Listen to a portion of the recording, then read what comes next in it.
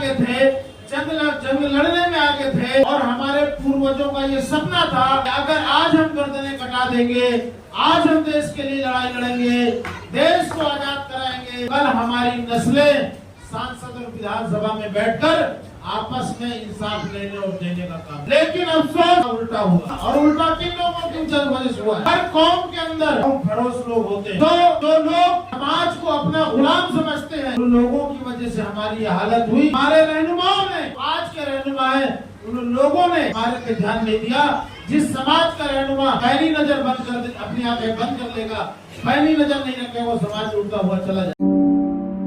जब मिल के पुकारोगे तो लौटाएगा माजी, आओ हमारी आवाज में आवाज मिला दो, और ये खामोश मिजाजी तुम्हें जीने नहीं देगी। इस दौर में जीना है तो मुहर्रम मना दो, इस दौर में जीना है तो मुहर्रम मना दो। साथियों, बड़ी अफसोस की भी बात है हमारे साथ में कि जंगे आजादी में हमारे पूर्वजों ने अपनी गर्दनें कटाकर देश के अंदर हमारे उलमाए दीनों ने अपनी गर्दनें कटाई। हमारा ये इतिहास था। आज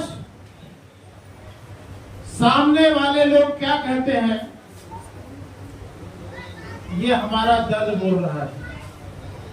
जब चमन को लहू की जरूरत पड़ी, सबसे पहले ये गर्दन हमारी कटी। जब चमन को लहू की जरूरत पड़ी, सबसे पहले ये गर्दन हमारी कटी। फिर भी हमसे ही कहते हैं अहले चमन, ये चमन है हमारा, तुम्हारा नहीं। फतेहपुरी मस्जिद से लेके लाल किले के दरवाजे तक आलिमे दीन की गर्दन काट कर दोनों तरफ पेड़ों पर लटका दिया गया था, तब जाके देश आजाद हुआ। कौड़िया पुल से लेके लाल किले तक आलिमे दीन को जमीन पर लिटाकर उनके ऊपर अंग्रेजों ने टैंक चढ़ा दिया था, तब जाके ये देश आजाद हुआ। ये हमारा इतिहास है। अल्लामा फजल खैराबादी, मुफ्ती कदीरुद्दीन सिद्दीकी, हाफिज ज़हूर, मिर्जा नसीम जंगेजी, बेगम आलिया, बेगम अशरफ महल, नूर जहां, चांद बीबी, तमाम लोगों ने अपनी गर्दनें कटाई। और ये उलमाए दीन कहाँ पैदा हुए थे? मदरसों में। जिस मदरसे को आज बदनाम किया जाता है, इस मदरसे में वैसे लोग पैदा होते हैं, बल्कि उस मदरसों में ये सारे गर्दन कटाने वाले लोग उन मदरसों में पैदा हुए थे। अब सवाल ये उठता है कि आखिर आजादी में तो तुमने गर्दनें कटाई, ये हम नहीं कह रहे हैं। इंडिया गेट पे आज बोर्ड लगा रखा है 95,395 लोग शहीद हुए, ये सरकार कहती है। लेकिन उनमें से 61,395 लोग सिर्फ मुसलमान थे जो शहीद हुए, यानी 70% ज्यादा। ये हम नहीं कह रहे, सरकार कह रही है। लेकिन अफसोस की बात यह है कि गर्दनें कटाने में आगे थे, जंग लड़ने में आगे थे।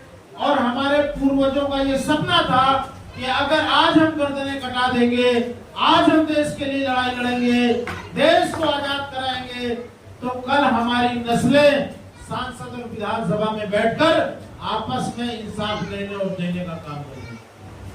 लेकिन अफसोस कि उसका उल्टा हुआ।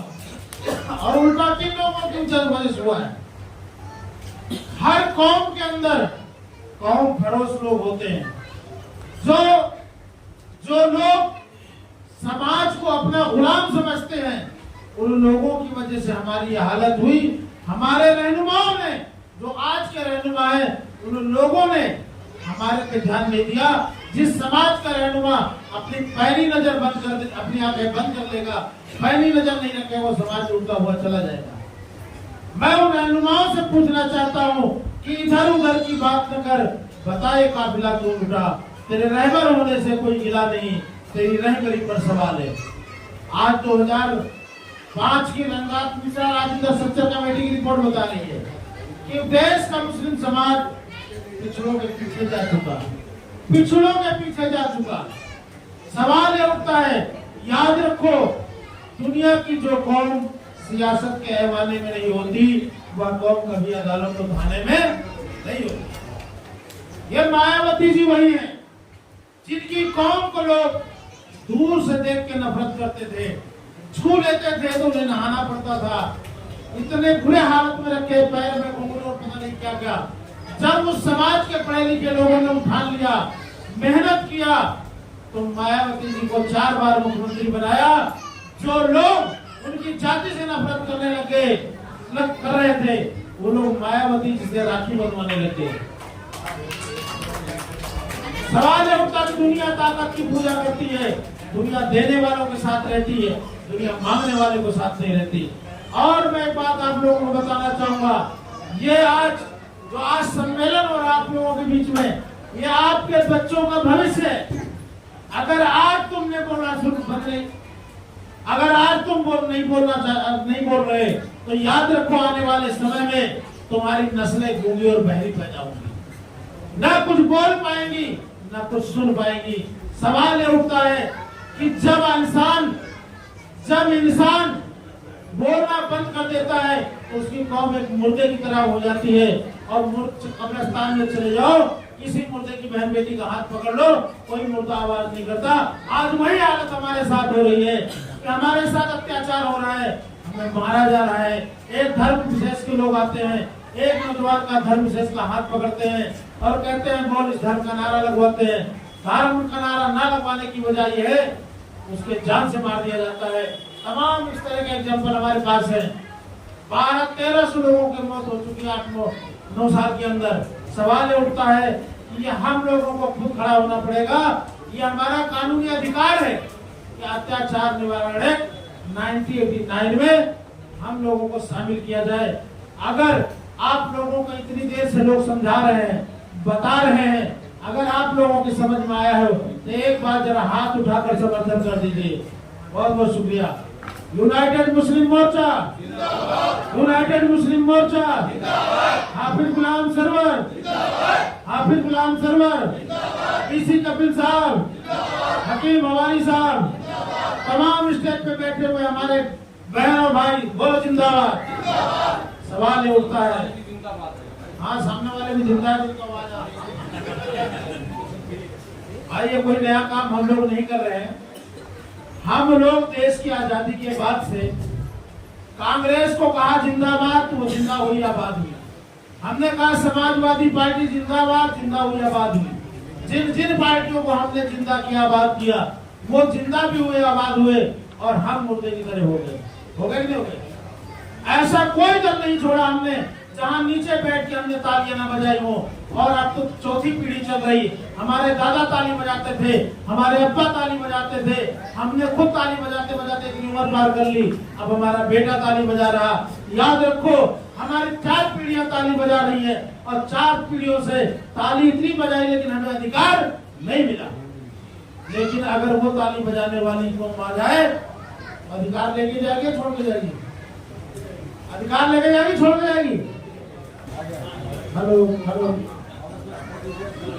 हेलो,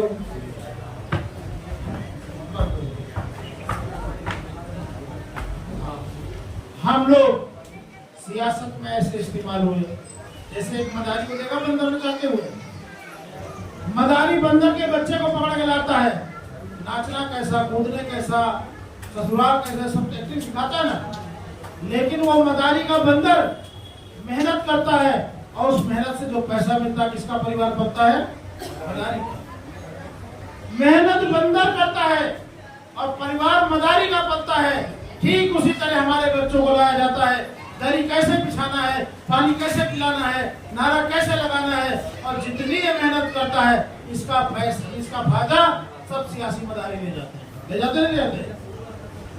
लेकिन सवाल उठता है कि हम लोगों को अपने अधिकार के लिए खुद खड़ा होना पड़ेगा, या दिमाग से निकाल दीजिए कोई लाएगा हमें अधिकार, हमारे घर में हाथ में जोड़ के देगा। जिसका दम नहीं उसका बल नहीं, और जिसका बल नहीं उसकी किसी भी समस्या का हल नहीं। तो एक दल है जो अपनी आवाज उठा रहा है, वरना कौम के अंदर बिरादरियों के संगठन बन रहे हैं। जातियों के संगठन बन रहे हैं, कोई कानूनी लड़ाई नहीं। अगर हिंदुस्तान के अंदर, मैं हिंदुस्तान की बात कर रहा हूँ, अगर गैर राजनीतिक संगठन कोई कानूनी लड़ाई लड़ रहा है, संवैधानिक लड़ाई लड़ रहा है, तो सिर्फ ऑल इंडिया यूनाइटेड मुस्लिम मोर्चा लड़ रहा है, वरना सब आपको धोखा दे रहे हैं। तो मैं ज्यादा बात न करके मैं अपनी बात को खत्म करता हूँ। हमारे बीच में अभी और भी वक्ता है बोलने वाले, मैं ज्यादा नहीं बोलूंगा, वरना बहुत देर तक बोल सकते हैं आप लोगों की दुआओं से। अब हमारे बीच में प्रधान साहब मोहम्मद साहब, समाज सेवी, शांत समिति के राष्ट्रीय अध्यक्ष भी हैं, वो भाई हाफिज गुलाम सरवर साहब का इस्तेमाल करेंगे, कुछ